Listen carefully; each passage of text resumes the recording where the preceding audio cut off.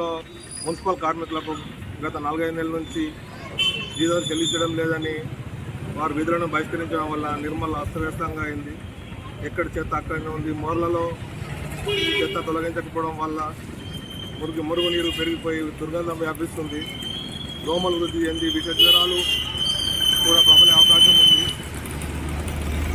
ముఖ్యంగా పాత కాలనీలలో కొన్ని జాగాల్లో డ్రైనేజీ వ్యవస్థ లేని జాగాల్లో ఇంకా ఘోరంగా ఉన్న పరిస్థితి.